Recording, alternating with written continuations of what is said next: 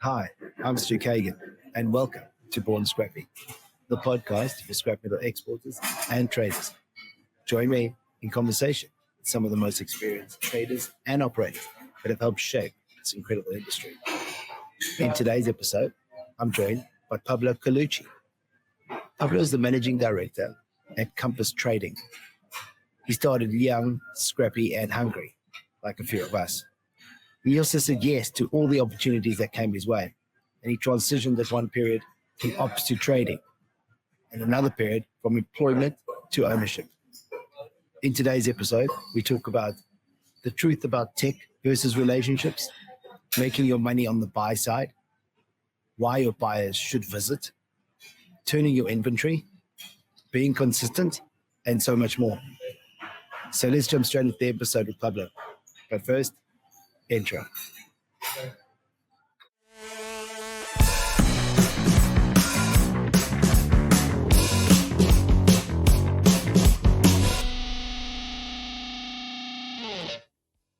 Hey Pablo, how are you? Good, man. How are you? Yeah, man, I'm really good. I'm just excited to have this conversation. We had a really good chat the other day. Where were we? Atlanta. We had breakfast. Breakfast in Atlanta. That's right. I think breakfast in Atlanta could have become lunch and dinner as well. So at the time we said, well, let's take it on to the show and have the conversation and record it. So good to have you. What's the rule with swearing on here? Because I think there are no rules. It's kind of like Fight Club. Oh wait, there is a rule about Fight Club. We don't talk about Fight Club. That's the difference. Yeah, I got you. We can't talk about Born Scrappy. We'll try to keep the swearing to a minimum, though. Yeah, just certain words maybe leave out, but feel free to express yourself, man. We can always edit out if you say something absolutely ridiculous. Well, thanks for having me. I love it. Yeah, man. Awesome to have you. So, Pablo, give us all a background of how you landed in metal recycling, in the scrap metal game. Love your shirt, by the way. We spoke about it just before we came on.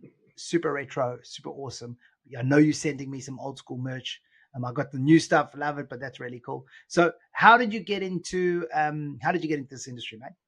Yeah, so I've got I think unique story compared to a lot of people in the industry. A lot of people, obviously, there's family connections.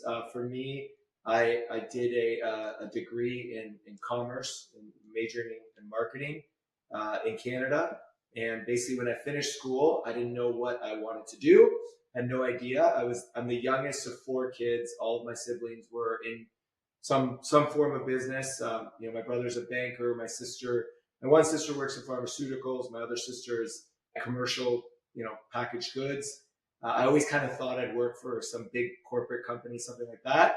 I did my first interview out of school, and I thought, oh, this will be easy. I'll nail this, and I did terrible.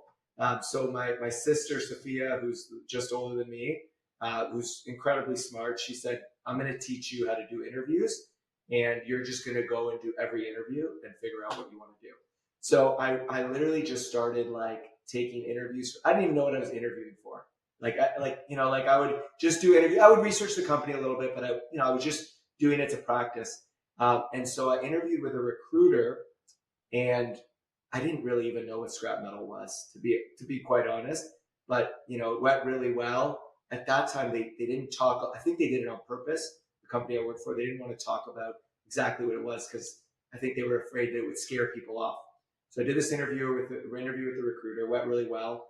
They said they want you to come in and do an interview with the team. So I ended up interviewing in the company's combined metal industries in the Toronto area. I ended up doing probably 12 hours of interviews with them. I just really loved them, loved the whole concept of you learn something from the ground up instead of just coming in and, you're selling this is sales, whatever. I thought it was really neat. Again, I didn't know anything about it, but I really liked the people. And I thought at 23 years old, I'll give this a go. If I like it, great. And if I don't, I'm 23 and I can go do something else. They hire a lot of young people and try them out. It's kind of I would say it's a little bit sink or swim. I started in operations. I was hired with two other people, and I swam. and I made it, and it really just clicked for me. I loved it from day one. I was in operations for a year, which is not like my forte by any means, but yeah, it just kind of clicked for me.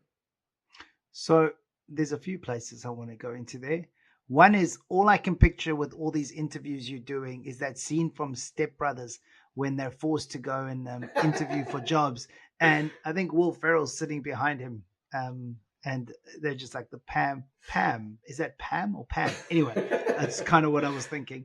But just explain the 12 hours of interviews. Yeah, I mean, CMI. Okay, so it was weird to even call them interviews. They were just conversations. It could have been a podcast probably in our modern era, because like I went in, and at that time, I met with the president, CEO, Gary Kaplan, and we literally just had a conversation about life, our views on things, values. Like I was just like I left the first, it was probably 4 hours of just me and him. And I was like, man, I love this guy. Like, and like, it was really just very unique. It was a unique experience, to the point where at the very end, I was kind of deciding between two jobs, and I think he took it. He was a little upset with me. And by I say he was a little upset, he's brought it up like 100 times that I didn't want to jump right in. But yeah, I mean, it was really not your standard interview. They did do one interview that was pretty intense with the whole trading team, where it was like a circle, and it was just me. And so that was a little bit throwing weird. Things at you. You're not going to say they were throwing. Yeah, exactly. Like, no, how does he cope under pressure? but I think it was just a really cool process, and I just really liked the people, and I thought, I mean that's a good place to start. Well, look, Gary's great. I mean, I could speak for days with Gary. He's awesome. He's also from Durban, where I spent a lot of my time, especially in scrap industry. So we know each other really well. I can 100% see this conversation with you and him becoming a 4-hour conversation. And he is a guy you can sit and chat to. And he's super switched on, brilliant guy. So yeah, I love all the time I ever speak to him. But I can't imagine that's normal, because it's a part of the process is to hire a lot of juniors and throw them in the deep end, and they sink or swim, right? You swam, I can only imagine they probably have a 5% hit rate, 10%, who knows? I'm sure there's data on it. But you can't have 4-hour meetings with every single junior. Why was it that you were stuck in with 4 hours with him? I mean, I think we just really hit it off.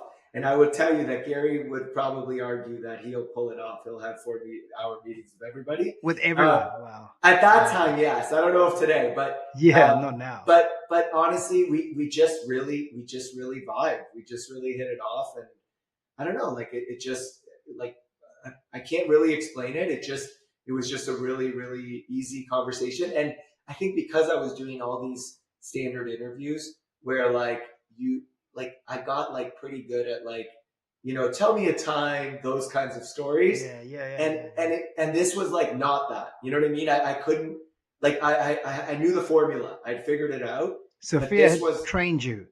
Right. But now Gary threw a curveball, and he actually wanted to get to know you. Yeah. And probably that was where you were best, which is why you're now a great trader. Thank you. But yeah, no, that's kind of where I think it just works, because I was also like, this is not a standard company industry if this is the way they're treating things, and it felt right. I mean, they have created this incredible family team culture. Like it's amazing. I speak to them quite a bit, and different parties there at different times for different reasons, but everybody seems to be super, super switched on. This is combined metal industries we're still talking about. And obviously, carry on with your story, I guess. So you were at CMI, and how are you now at Compass? So the I guess the long and short is basically I worked at CMI for 8 years. I worked in operations for a year, went into industrial trading, started growing a book of business, had some success there. CMI bought a yard near where I grew up, about an hour west of Toronto. They didn't have anyone to run it, and they just said, "Hey, you're from the area. Do you want to go and run the yard?" And it was just an incredible opportunity. I was 25 years old, so I obviously said to Gary, I don't know what I'm doing, but if you help me, I'll do it. So it was really cool because it was a great kind of yard to start with. It was 7 acres with rail, which I got to help like go through that process of getting that all going. I had a small trading team, which was fun too because it was 2 guys that were much older than me in their 50s, and then 1 young guy. So it was very unique. It was a peddler yard or a retail yard. I helped run that side of it. So it was an amazing experience. I got to learn everything in the business. Fast forward a few years, I ended up meeting my wife on vacation in Vegas, where everyone meets their wives, apparently, or maybe not. I don't know. And then, we were traveling back and forth, visiting each other. She's a teacher. She came and stayed for a summer. I tried really hard to convince her to move to Canada. And I realized I can convince this girl to move to Canada, but she is going to be miserable because she's a homebody and her family's here in South Jersey and very important to her. So I ended up going to Gary and saying, listen, I'm going to move and I'll give you as much time as you need, like within reason. I'll give you like 8 months. I'll help you. 12 years. Gary 12 years, whatever. Right, 12 years, as much as I want. 12 years works. We'll train somebody by then. Exactly. So I helped them hire somebody. And originally the plan was that I just told them I'm going to go. And 2 or 3 days later, he called me and he said, why don't we just do something in the US? Like, we're not there. Let's just do something together. So he said, write me a business plan and let's go and do something. So I wrote this business plan, which I've saved because it's hilarious and terrible. So to look back on it is kind of funny. But the idea was to start with brokering because it's a good way to kind of learn who's around and figure out what's what. And then we kind of in that process figured out that brokering is a business in itself, which I think was a bit of a lesson for me and Gary, because we thought, we'll jump right into getting yards, but instead we went down the brokerage path. So how many years have you now been on the trading side? It is 11 years in July. Cool. So in these 11 years, you would have experienced quite a bit buying on the buying side, on the selling side. You've probably had some really tough markets to deal with as well. Can you think of a tough trade in particular that you've had to deal with and how that has kind of, those learnings you've taken forward in the way that you trade on a day-to-day basis? Yeah, I mean, there's a lot. Obviously, we like part of this industry is I don't need to tell you. You go through a lot of tough times. I would say more than just one like little trade. I mean, we had a situation obviously when COVID hit. It was very strange time, and I had a pretty rough situation with one of the consumers that we deal with, where we were underwater on a large position. No one knows what to do. Everyone, that time was so scary. No one knew what was going on. And, I had a couple companies that were in the same position reach out to me and say, we want to try to, get together, get a lawyer, see if we can take this and go like the force majeure kind of route. So it was kind of like a weird time. And I thought, what? One of the things I love about this business is like, even when you're dealing with a massive mill, it's still people. And there's relationships. So I said, I'm not going to go down that road. It was scary. If you really did the math at the time, it was a lot of money. We were underwater. I went to the mill. I said, guys, this is the situation. Let's go through it and let's work together to figure it out. I'm not going to run away from this. I'm going to deal with it and I'm going to make good on the deal I did.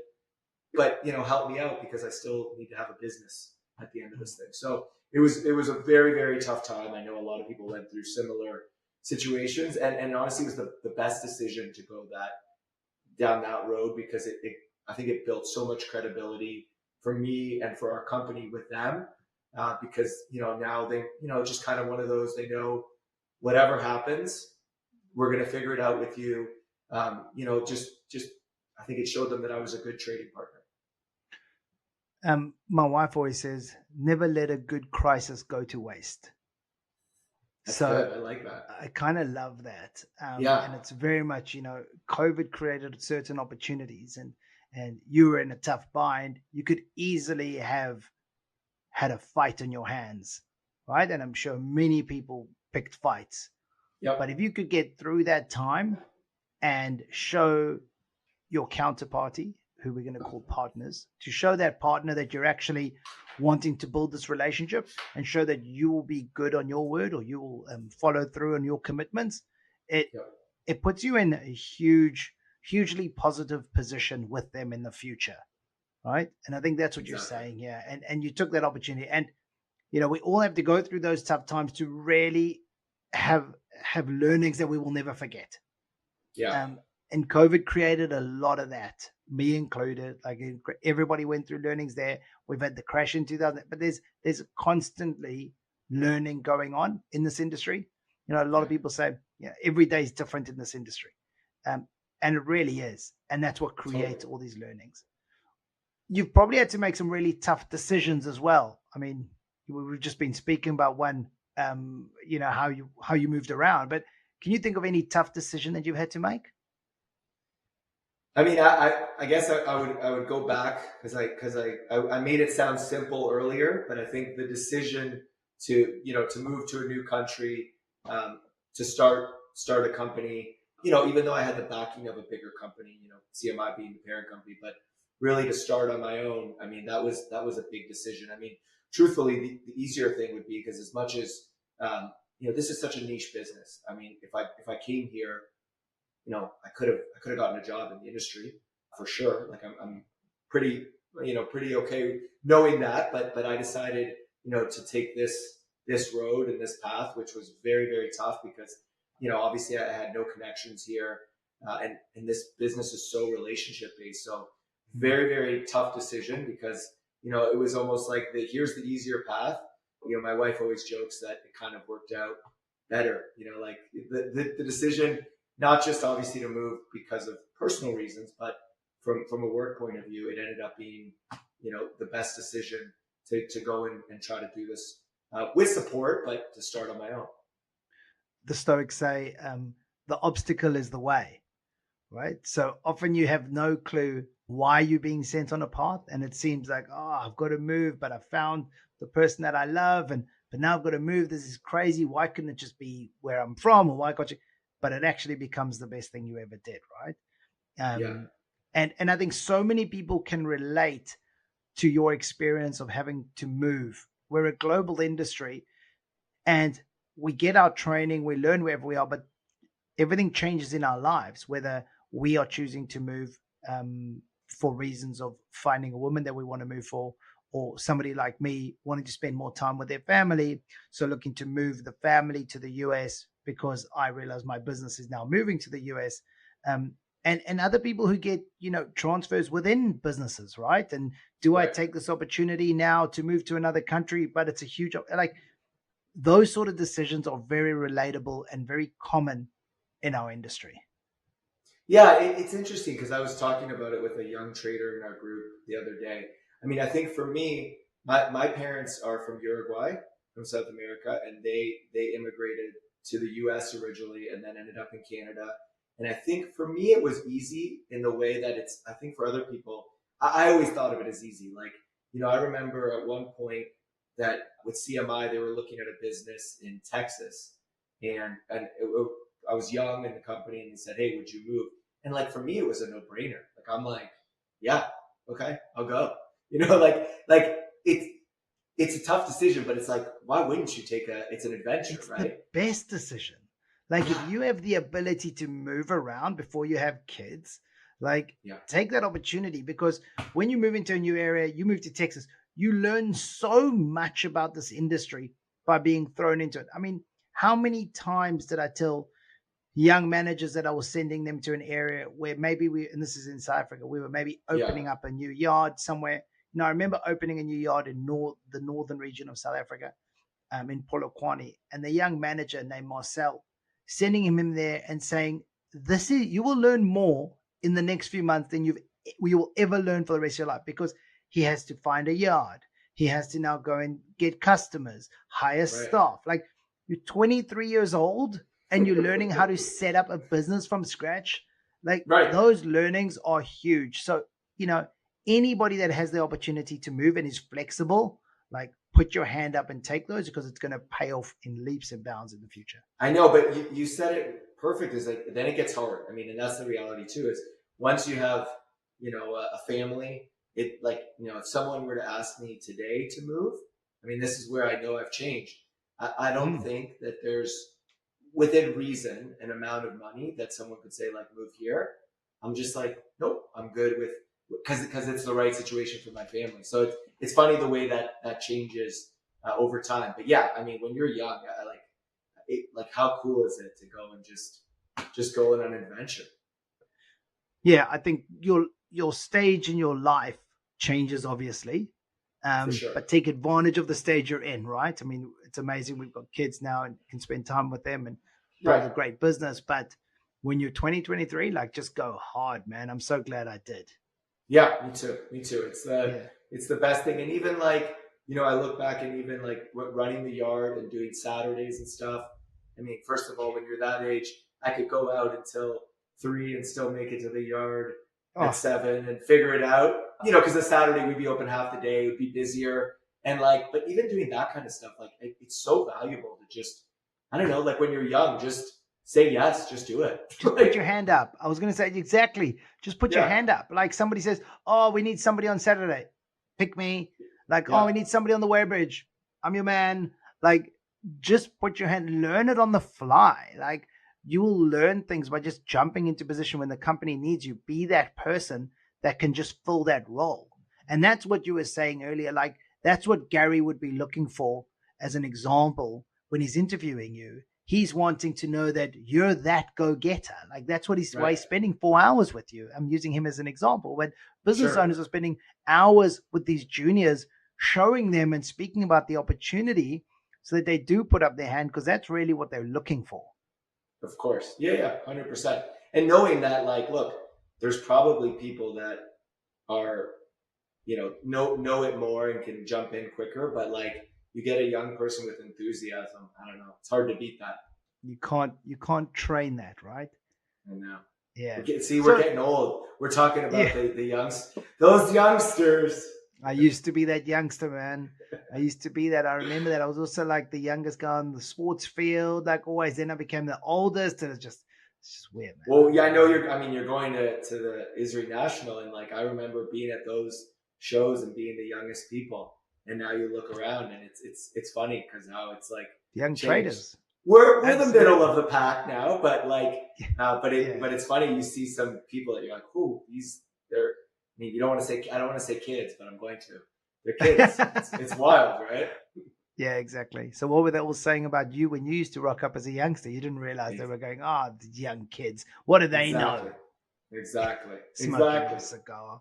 Exactly. So if you could give a tip to the listeners how to trade better, and I'm talking specifically for the suppliers of the scrap metal, so the sellers, the actual metal recyclers, how can they optimize their trading strategy? And that can be domestically or export, but how can they do things better? What have you seen over all your years? I mean, the thing that I think has changed in the industry, like generation by generation, which I think has been a good thing, is especially with the cost of money now, is turn your inventory. Don't get obsessed with looking at your scrap. If you're making money on it, move it, because I think sometimes people don't factor in that cost of money and what they could be doing with, even if you're one of these old school companies that doesn't have a line of credit because you don't need it because you have all the money. Even just the idea of you can take that money and then use it to do other things, to just have it sitting there is crazy. And I think that that's one of the things that maybe it's changed, and maybe people are realizing it more again as the interest rates have gone up everywhere. But I would say it's move inventory.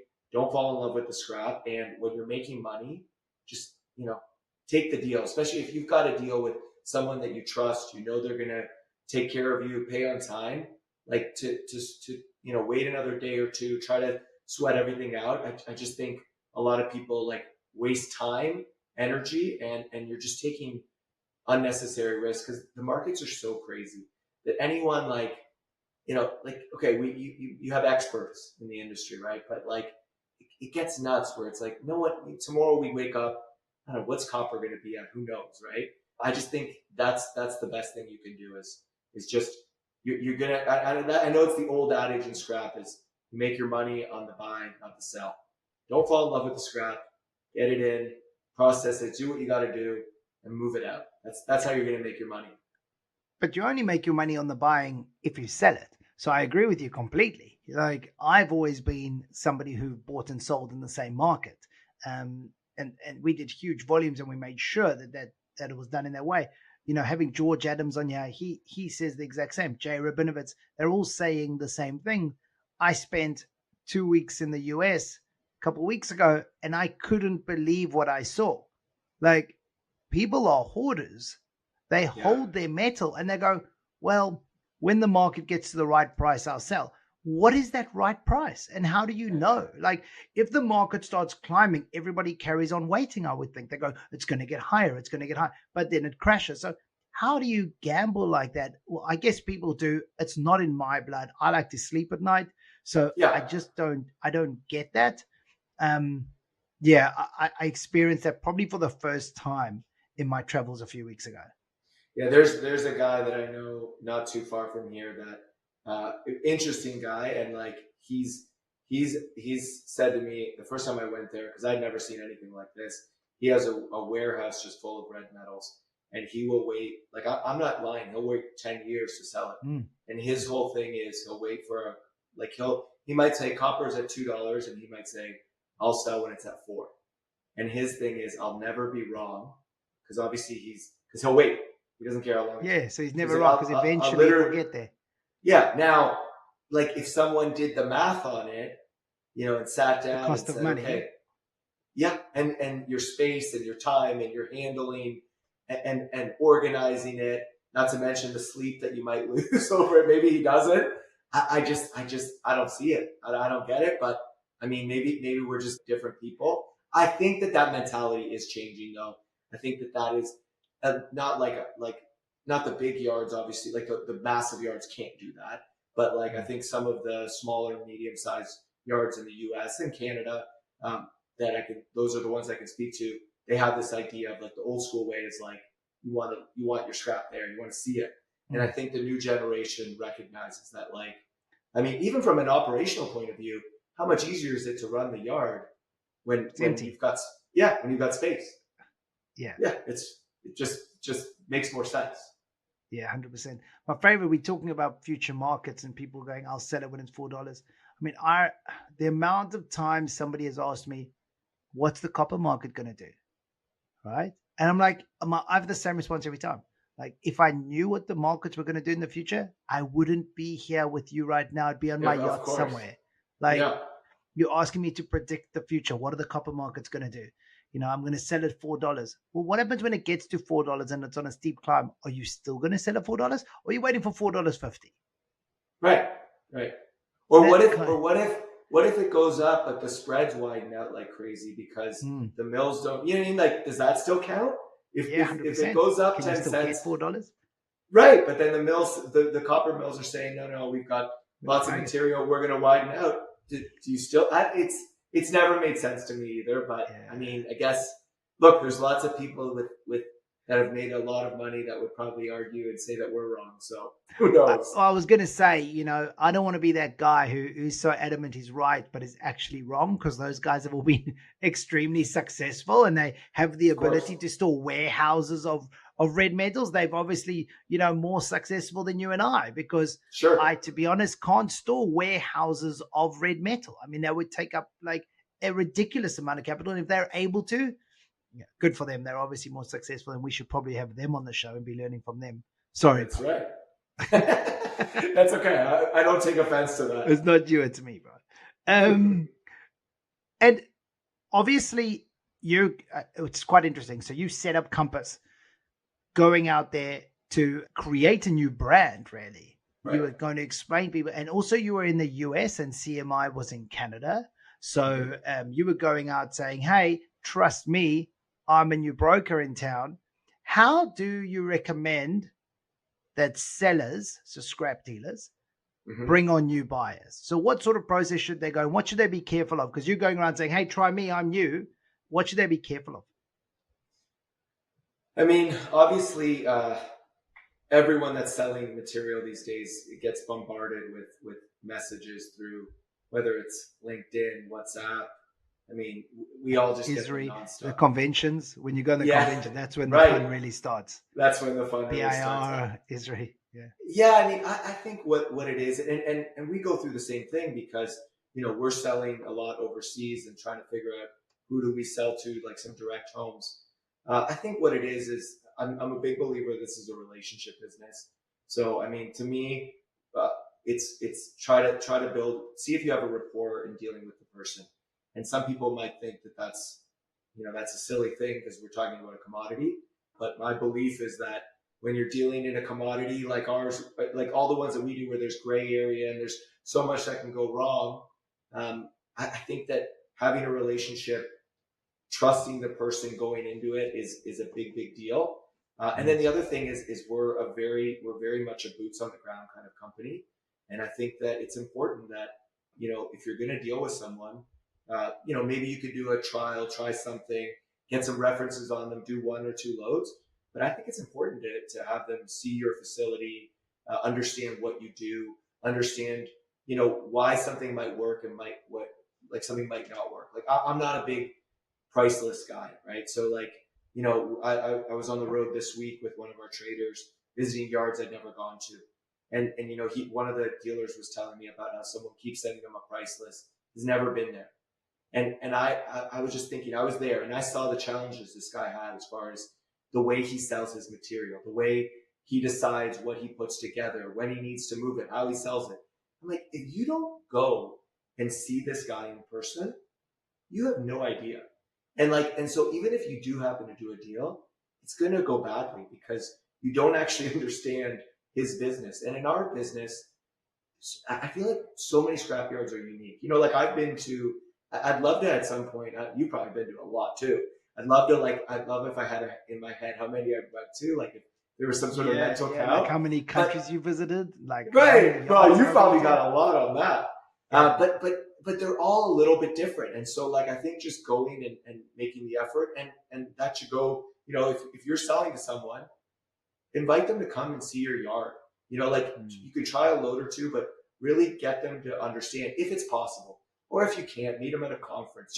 Do something, but try to get them to understand your business, your challenges. And if they're not interested in that, they're probably not going to be a good long-term partner anyway. If their whole thing is they're just going to throw you a price, then the second that a problem arises, they're probably not the person you want to deal with. And unfortunately, we could sit here all day and say that we haven't gone through problems, but the reality is that's just part of the business and you're going to go through problems. So you want to deal with people that when shit hits the fan, then that you're dealing with someone that, has got your back.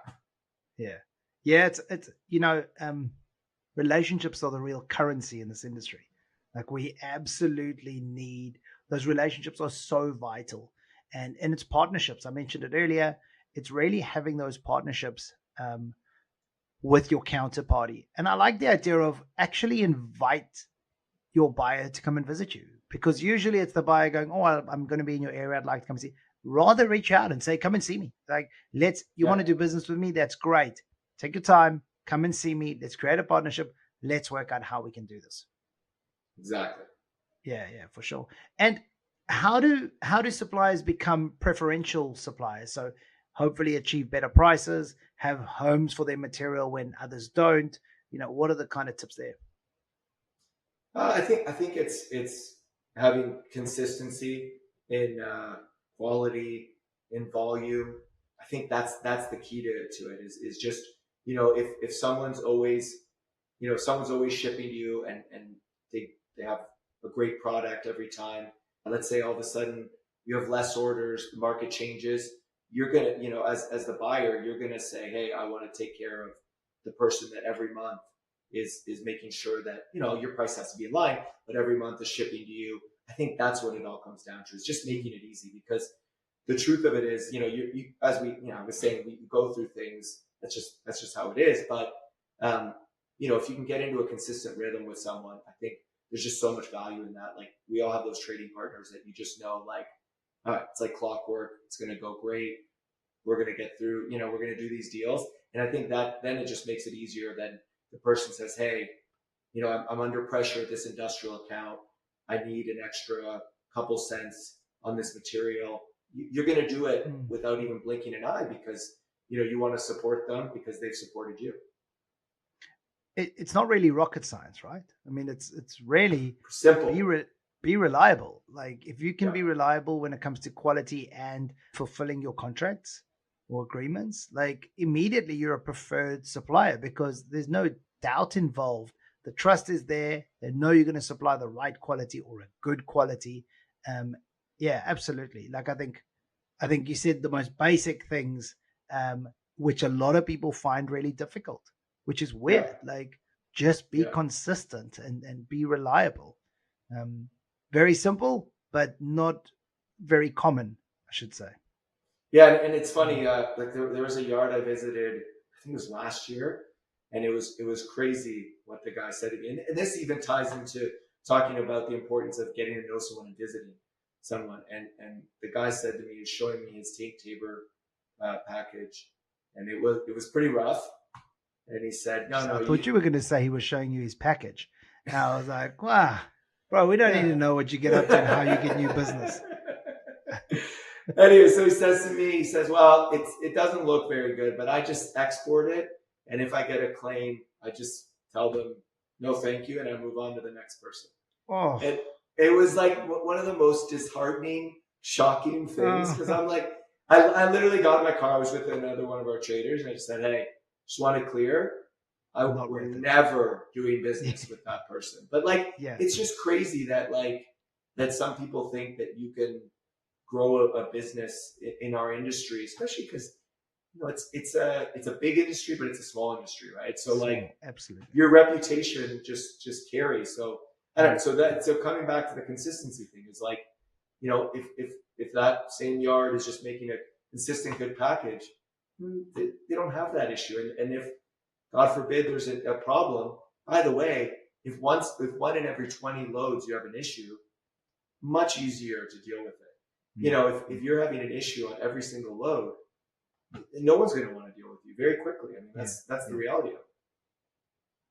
So let's change, I guess, tracks a little bit. And you and I spend a lot of time, especially in Atlanta, made up most of the breakfast, talking about technology. Obviously, I've been building Buddy. You guys are a buyer on the platform. It's great to have CMI as a seller on the platform. So having had that discussion generally about technology, where do you see the industry going as a whole in the next 10 years? I mean, it's so hard. It's such a hard question. I mean, if good, I asked the tough questions here. Yeah. There's no easy ones here. Somebody has to ask these tough questions. I mean, I guess, look, specifically with technology, I think, the most interesting things that I think we're going to see is just the development of at the yard level, operation level is the sorting technology. Like specifically with me in aluminum, I mean, I think in the next 10 years, we're going to see things change massively on that front. As far as tech and trading, I mean, I think, what you're doing, and obviously there's a lot of people that are in that space, I think, that are trying to get into the space, and it's something that no one's really figured out yet. And I think you're on your way, and it's just trying to, like, it's taking people from that we all believe it's relationships to saying, okay, we acknowledge it's relationships, but we need technology to help us trade more efficiently. And it doesn't mean replacing the relationships. It 100%. Means embracing it, but saying, okay, I can still do my job, but I can use tech to take some of the fluff out that I don't need to be doing, but still have that relationship. So I think that's what's going to change. I think that's what's going to be successful. I'm sure there's going to be people that are going to just try to make it the platform, which I know we spoke about, where there's no interaction. You don't know who you're dealing with. just don't think that works. I don't think that works in our industry, at least for long-term relationships and partnerships. I think if you try and build a platform for this industry and it's not relationship led, if you're not leading with relationships, I've got to question if you even come from this industry. Like for me, Scrappies wouldn't use a platform that doesn't have anything to do with relationships. I wouldn't sell to somebody I don't know, and I wouldn't buy from somebody I don't know. So we absolutely led with that in Buddy. And I do think technology is going to change a lot. I think what you spoke about with the aluminum sorting, you said 10 years. I think we're going to find 5 years. The grades that are coming off these eddy currents, and these new sorters are going to be chalk and cheese to what we're dealing with today. So it's also something to stay on top of as a trader and an operator, to be, how can I maximize this material and get as much out of it as possible? So yeah, I think I'm obviously excited about it. I'm a part of it as well, which is quite exciting. Look, if you're ever looking for a job, you did a great pitch there for Buddy. So if you're ever looking for a job, although you've got children, so you can't run around the car. No, I know. I was forget I say, said that. I'm not. Forget I no, said I'll bring them with me. I'll just have a big backpack and I'll throw them all in. All right, mate. Tell me, who would you like to see next on Born Scrappy? Are we talking traders, operations? Give me both, bro. Give me whoever you got. Tell me. Well, okay, I'm gonna be a little bit hometown biased. Gary Kaplan. I mean, that would be amazing, but I don't think you're gonna get him. I know. So not that it's second prize, but a good second prize. I think that Nick Waller would be a really, really cool guest for you. Chatting at Esri, absolutely. Nick's phenomenal. So Nick from CMI will be on for sure. Cool, man. Yeah, no, I think that would be very good. Hopefully he does worse than I do. Little competitive. So when Nick was training, he actually slept on my couch when he was training at CMI. And he was obsessed with scrap from day one. And like, he's just, we've got a good, nice back and forth competitiveness, but very, very impressive dude. Okay, you just let me know if you slip me like $50. I'll just line up something and just put him on the spot with something he would never know the answer to. Yeah, right? Or we could get like ex-girlfriends on the. Yeah, now we're talking. Yeah. Oh, did you want to tell us more about that now, Pablo? Nick, I hope you're listening. Pablo's going to tell us now more detail on that. No. We're going to edit this out. On that note, let's finish up. Let's get to know you personally a little bit better. What's your favorite movie or TV series? I would say, TV series. I'm a classic. I'm a Seinfeld guy on the comedy. I just don't think anything will ever beat Seinfeld. And I'm seeing Jerry Seinfeld live in like 2 months' time in Auckland. Very nice. And then if we're gonna go on the serious side, I love Breaking Bad. I think Breaking Bad is it's one of the only shows that even got the ending right, which Seinfeld didn't. So it's like one of those, like, Breaking Bad to me is just like perfection. Yeah, cool. Have you got a favorite place you like to visit, or what is your favorite place you like to visit?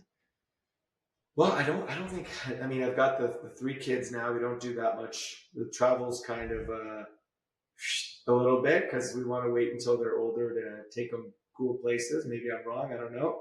But we did a trip. A few years ago for my parents' 50th anniversary to Cinque Terre in Italy, which I'd been to Italy a couple times before, but it was just, it was an amazing place to go.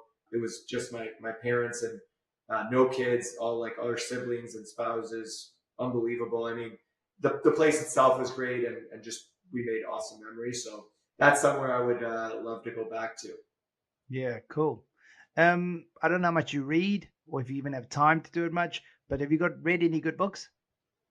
Man, I'm so bad with reading, and now it's getting awkward because my 2 older kids are like reading nonstop, and they're like, why don't you read? I'm like, am I gonna have to start faking reading? I honestly, it's so bad iPad because inside your book and like watch it.